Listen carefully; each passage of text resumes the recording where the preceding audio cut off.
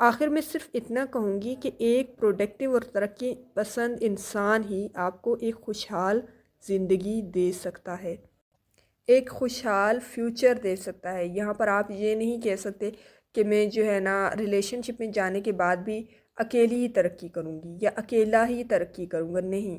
اگر آپ کا پارٹنر ڈسٹرکٹیو ہوا تو اس کا اثر آپ کی ترقی، آپ کی گروتھ، آپ کی خوشی، آپ کی صحت پر ضرور آئے گا۔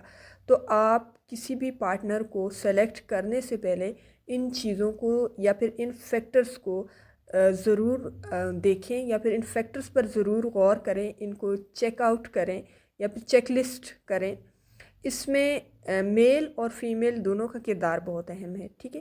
غلطی سے کوئی ایک بھی غلط پارٹنر اگر سلیکٹ ہونا تو اثر دونوں پر پڑے گا، ہیلتھ پر بھی پڑے گا، فائنینسز پر بھی پڑے گا، ان کی پرسنل گروتھ پر بھی پڑے گا، ان کے بیہیویئر پر بھی اثر پڑے گا۔ تو دونوں کا پروڈکٹیو ہونا، دونوں کا جینیس ہونا، دونوں کا دل سے ایک دوسرے کے ساتھ چلنا بہت زیادہ ضروری ہے۔ Be rational and pure while choosing your life partner and make دعا ایز ویل۔ دعا ایک واحد چیز ہے جو آپ کی قسمت کو بدل سکتی ہے۔ دعا ایک واحد چیز ہے جو ان تمام مشکلات کو آپ سے دور کر سکتی ہے جو ہمیں نظر نہیں آ رہی ہوتی۔ ہمیں نہیں پتہ ہوتا کہ ان فیوچر ہمارے ساتھ کیا ہو سکتا ہے۔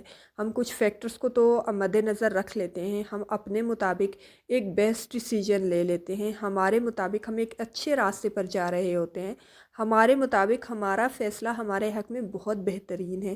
لیکن کل کیا ہوگا، فیوچر میں کیا ہوگا، کب کون کیسے بدل سکتا ہے یا بدل جائے گا، ہم یہ نہیں جانتے، یہ سب اللہ پاک کی ذات جانتی ہے۔